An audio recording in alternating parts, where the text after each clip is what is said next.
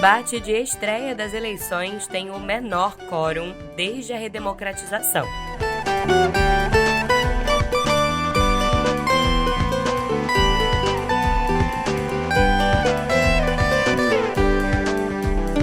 CNH Digital vai centralizar aviso e pagamento de pedágio eletrônico.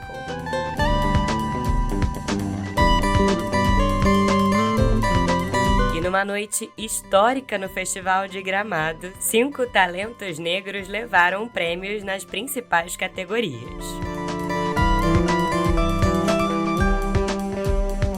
Olá pra você, tudo bem por aí? Bom dia, boa tarde ou boa noite. Hoje é segunda-feira, coragem que tá começando a semana, e é dia 24 de agosto de 2026. Eu sou Yasmin Restum, a sua anfitriã, e já tô aqui no estúdio com meu café quentinho sem açúcar, mais do que pronta para te contar tudo que você precisa saber para ficar mais bem informado. Agora, no pé do ouvido. Simbora!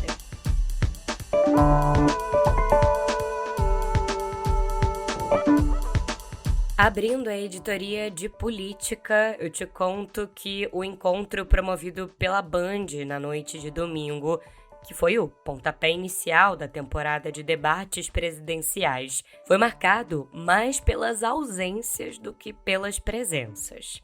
O presidente Luiz Inácio Lula da Silva, do PT, e o senador Flávio Bolsonaro, do PL, que são os líderes nas pesquisas, avisaram que não compareceriam, o que motivou o ex-governador Romeu Zema, do Novo, a também se ausentar. Na porta do estúdio, o escritor Augusto Cury, do Avante, ficou sabendo que debateria apenas com Ronaldo Caiado, do PSD, e com Renan Santos, do Missão, e disse que também não iria. E depois, desistiu da desistência, entendeu? Pois é, esse debate, que teve o menor quórum desde a redemocratização, focou em críticas a Lula, com os participantes deixando o filho de Jair Bolsonaro em segundo plano. O Renan chamou os eleitores do presidente de canalhas e disse não querer os votos deles. Falar por que na porcaria do governo dele, o Brasil se tornou um ser submisso na política internacional, tendo que pedir pinico para a China ou para os Estados Unidos na hora de fazer negócio. O que eu aviso para esse eleitor é dramático.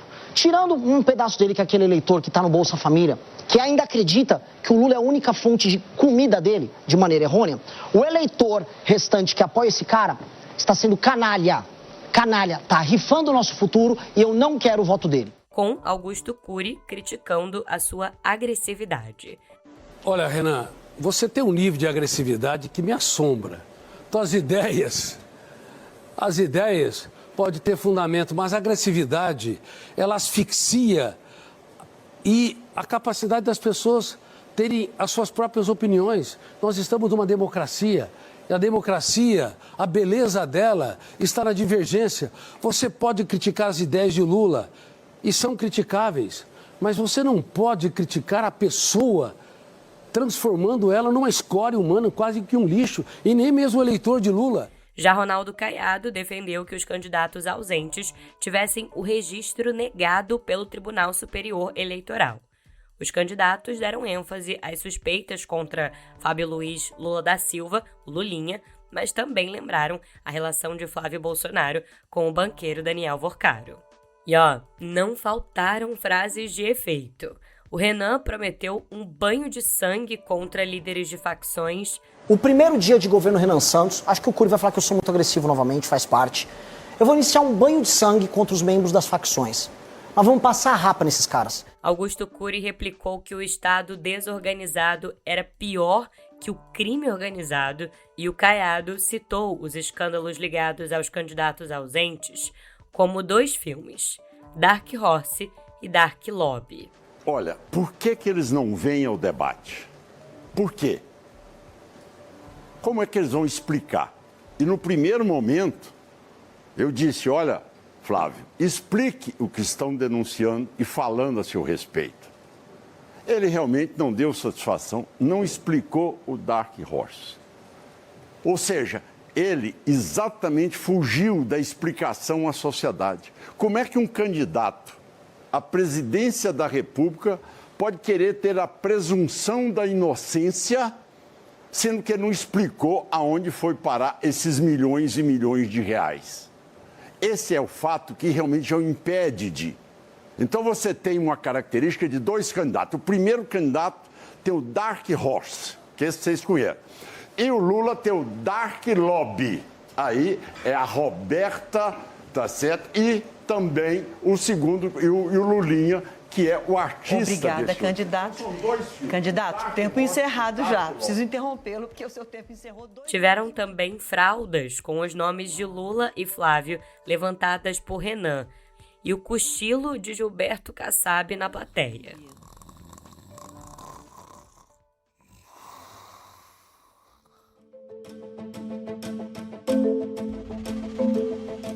Bom, o presidente Luiz Inácio Lula da Silva afirmou tratar com muita seriedade as investigações da Polícia Federal envolvendo o seu filho, o Fábio Luiz Lula da Silva, o Lulinha, e também o ex-chefe do seu gabinete, o Marco Aurélio Santana Ribeiro, o Marcola.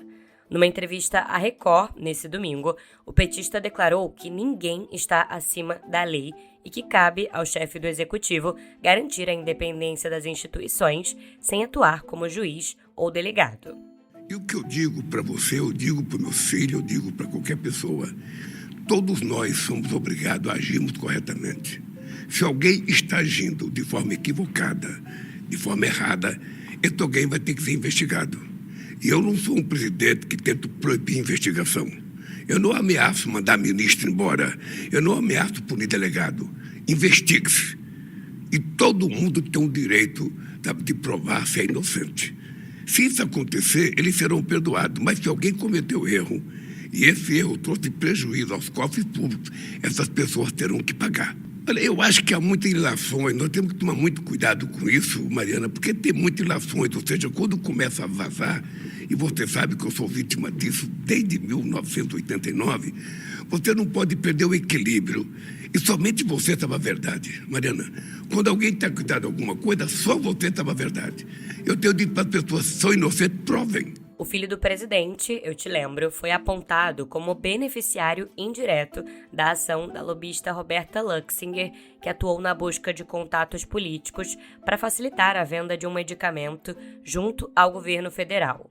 E olha, o andamento das investigações sobre suspeitas de tráfico de influência e corrupção envolvendo o Lulinha acabaram acirrando a crise nos bastidores do judiciário e colocou em lados opostos o ministro do STF, André Mendonça, e o procurador-geral da República, Paulo Gonet. É que, enquanto a Procuradoria defendeu o envio do inquérito contra o filho do presidente para a primeira instância, por falta de elementos envolvendo autoridades com foro privilegiado, o ministro André Mendonça sinalizou que deve rejeitar o pedido. É que ele avalia que a conexão das apurações com o escândalo dos descontos indevidos no INSS e também as citações diretas a Lula em mensagens da investigada Roberta Luxinger acabam justificando a manutenção do caso sob a alçada da Suprema Corte. Se o ministro confirmar a decisão de manter a apuração no STF, a PGR pode recorrer para a segunda turma.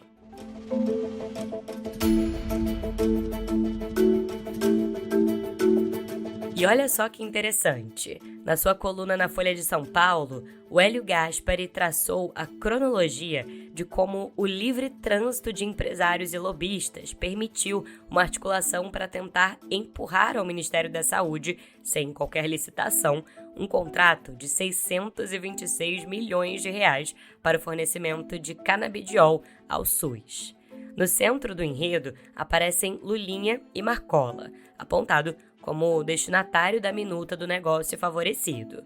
O fármaco nunca foi comprado, mas, como conclui Gaspari, a cobiça dos fenórios e a soberba palaciana bombaram uma crise a um mês da eleição.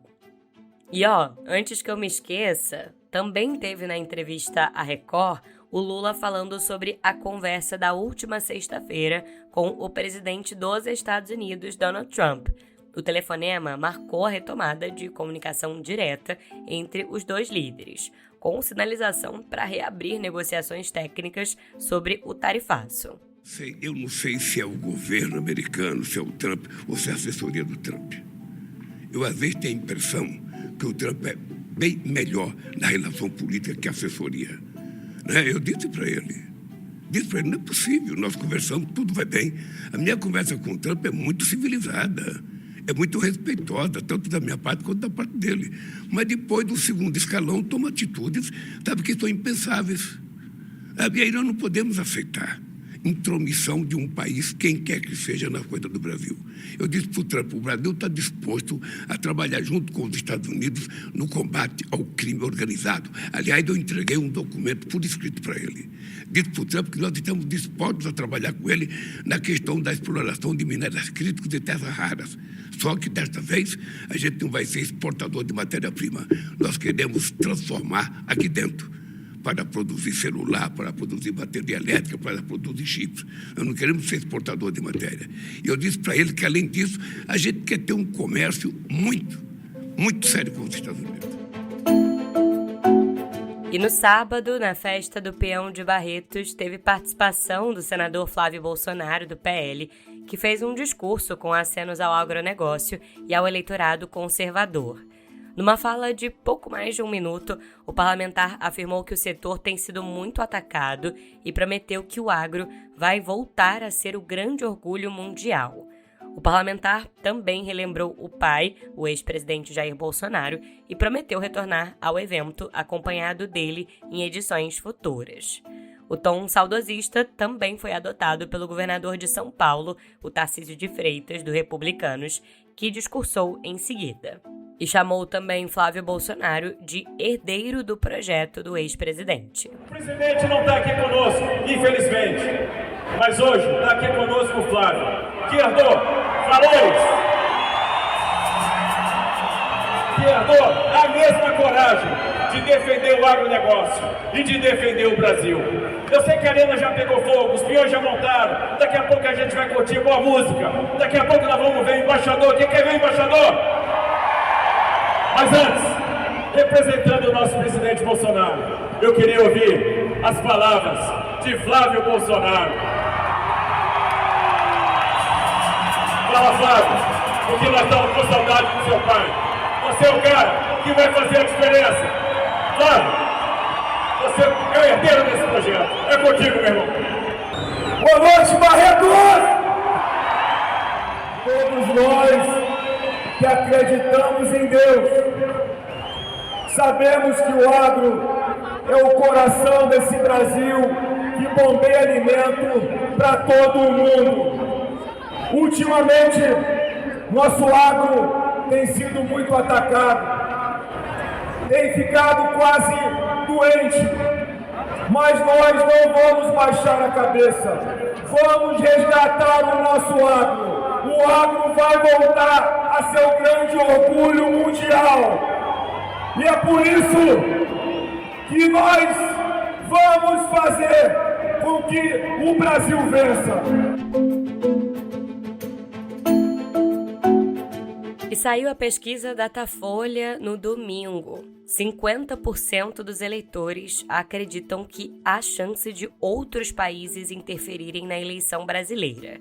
Nessa parcela de 50%, 32% acham que isso é um problema e 18% que não é.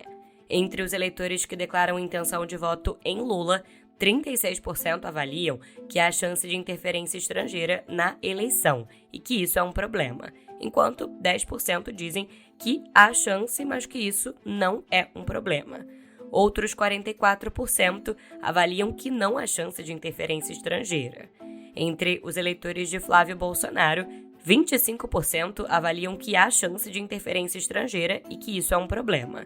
E outros 31% dizem que há chance de interferência, mas que isso não é um problema. Outros 38% avaliam que não há chance de interferência estrangeira.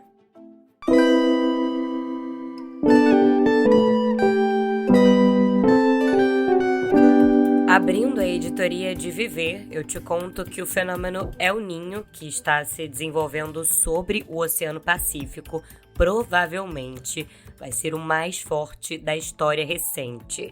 Isso, segundo alertou o Serviço Meteorológico Nacional do Reino Unido, Met Office. A agência somou os efeitos das mudanças climáticas causadas pelo ser humano e afirmou ser muito provável que 2027 seja o ano mais quente já registrado. Meteorologistas ouvidos pela BBC Brasil dizem que o El Niño deve continuar influenciando o clima brasileiro e contribuir para um cenário de eventos extremos pelo país. E pela primeiríssima vez, pesquisadores documentaram a existência de cervos do Pantanal melânicos, que são considerados os maiores veados do Brasil. Até então, os veados pretos eles eram considerados criaturas lendárias, tipo daquelas contadas em histórias de pescadores pantaneiros. Porém, 3 exemplares da espécie Blastoceros dicotomos foram flagrados com o emprego de drones e armadilhas fotográficas durante um monitoramento de longo prazo da fauna. E você viu? O Ministério dos Transportes está atualizando o aplicativo da Carteira de Trânsito Digital, a CNH do Brasil, para avisar motoristas quando eles passarem por um pedágio eletrônico. Esse serviço, que deve começar a funcionar hoje, também vai disponibilizar a forma para pagamento da tarifa, independentemente de onde for feita a cobrança. Essa novidade está sendo anunciada em meio ao aumento de pedágios do tipo Free Flow, dos quais os motoristas reclamam de multa por falta de pagamento porque não reconhecem os pórticos de cobrança nas estradas ou por não saberem como pagar. O brasileiro Alisson dos Santos, o Pio, venceu a prova dos 400 metros com barreiras da Diamond League neste domingo, na etapa da Silésia, que fica na Polônia. O Alisson conseguiu o tempo de 46 segundos e 43 centésimos de segundo. Essa é a melhor marca do mundo no ano e, portanto, ele está superando o norueguês Karsten Warholm, que é tetracampeão europeu consecutivo nessa categoria. Essa, eu te lembro, é a 4ª conquista do Alisson na Diamond League em 2026. Já a dupla brasileira de tenistas, o Rafael Matos e o Orlando Luz, venceu o alemão Konstantin Franzen e o holandês Robin Haase na decisão da competição Masters 1000 de Cincinnati. Eles precisaram de 1 hora e 21 minutos para levarem o título por 2-1.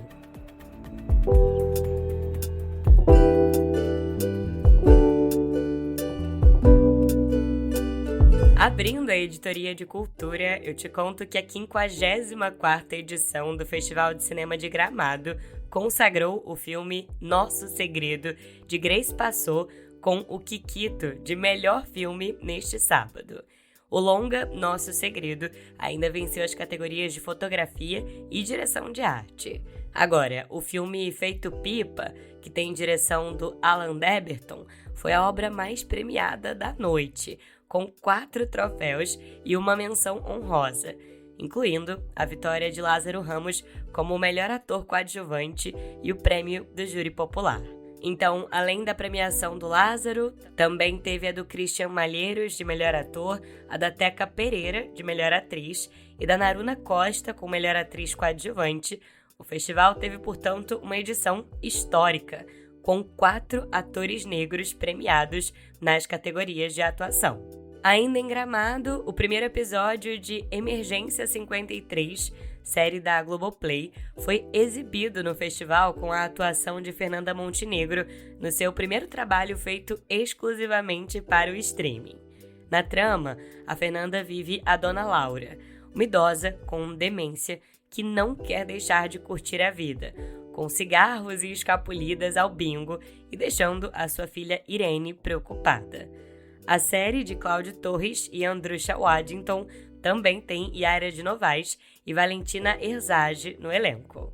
Agora, se você quer ver mais de Fernanda Montenegro, eu te recomendo assistir ao documentário Fernanda Montenegro, A Luz e o Mistério, disponível no Meio Premium. E nessa obra, a atriz revisita memórias de infância, reflete sobre a passagem inexorável do tempo e pensa a dimensão sagrada que sempre pautou o seu ofício.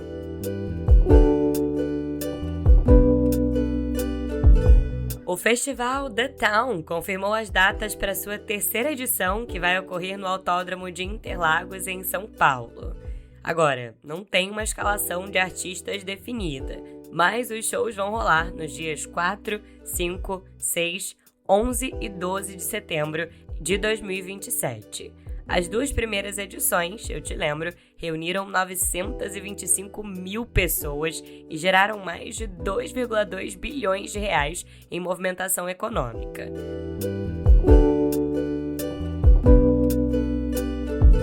E tem convite de uma cantora e compositora especialíssima hoje aqui no Pé do Ouvido.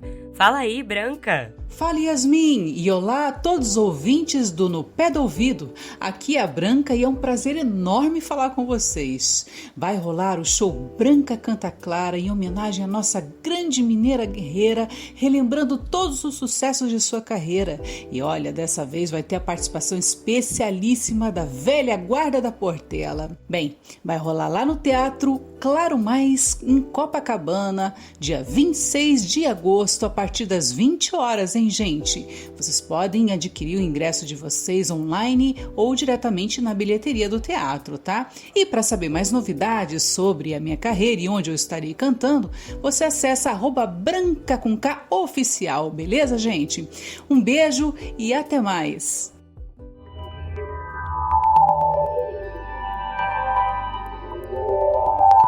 Chegando à editoria de Cotidiano Digital, eu te conto que o Parlamento da Austrália aprovou uma lei que obriga as empresas de tecnologia a pagar uma taxa de 2,5% sobre a receita publicitária, caso não fechem acordos comerciais com os veículos de notícias locais. Essa medida foi chamada de incentivo à negociação coletiva de notícias e vale para empresas com receita publicitária local acima de 250 milhões de dólares australianos, como, por exemplo, a Meta, a Alphabet, que é controladora do Google, e também o TikTok e a Microsoft, por exemplo. As plataformas elas podem evitar esse tipo de cobrança firmando acordos com pelo menos 8 editoras diferentes até o fim do período de relatório financeiro, com descontos maiores para contratos feitos com veículos de pequeno e médio porte. Segundo o governo australiano, os recursos arrecadados vão justamente para veículos de notícias locais. E falando em TikTok, a sua controladora, a ByteDance, chegou a um acordo de 400 milhões de dólares com o Departamento de Justiça dos Estados Unidos para encerrar um processo de violação das leis de privacidade online de crianças. A ação judicial foi movida em 2024 e alegava que a Big Tech permitiu que milhões de crianças menores de 13 anos utilizassem a plataforma, além de coletar suas informações pessoais sem o consentimento dos pais. Além desse pagamento, o acordo inclui medidas destinadas a fortalecer a proteção de usuários jovens, como, por exemplo, controles mais rigorosos relacionados à idade e também medidas destinadas a dar aos pais maior controle sobre as atividades e informações pessoais dos seus próprios filhos.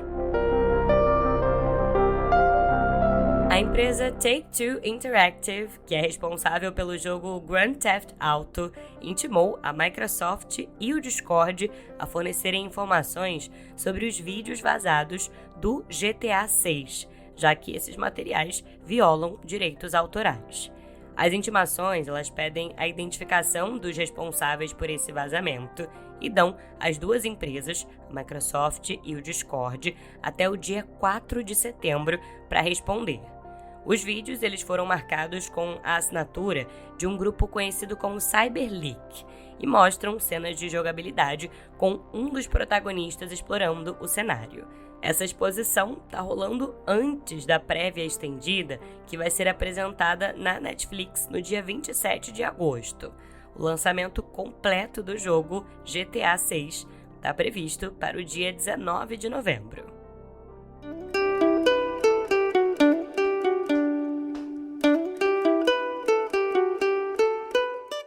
E vamos chegando ao final de mais um episódio. Queria agradecer e muito pela sua companhia e preciso agradecer também aos colegas aqui da redação do Meio que fazem esse podcast ser o seu melhor companheiro diário de notícias. Adriana Oliveira, Caio Melo e Ian Boechat. Além, é claro, da supervisão dos editores executivos Leonardo Pimentel e Maria Paula Lete e da editora-chefe Flávia Tavares. Eu assino a apresentação, redação e edição desse podcast e estou disponível lá no Instagram, no @yasminreston, pra gente trocar ideia e para você enviar também a sua sugestão de música para encerrarmos juntos os episódios aqui no Pé do Ouvido. Eu demoro um pouquinho para responder, mas eu respondo. E em áudio, viu?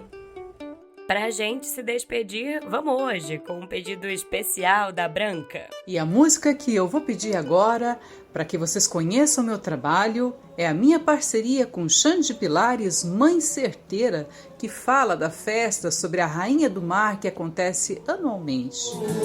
Se secou a pimenteira e alegria já não há, pede pra tua mãe certeira, pra tua vida caminhar. Pegada na areia e já levo o patuá. Pede pra mamãe sereia e joga o barquinho na beira do mar. Vai lá, pede meu filho na beira do mar. Salga meu filho na beira do mar. Vai lá, pede, vai lá, pede. Um bom início de semana pra gente. Amanhã tem mais notícias no Pé do Ouvido. Até lá! Vai lá, pede, vai lá, pede. Vai lá, pede meu filho na beira do mar. Nesse mar de navegante, minha linha vou traçar, no cruzeiro cintilante, com a bênção de Iemanjá. Se o mar não tiver pra peixe, mesmo assim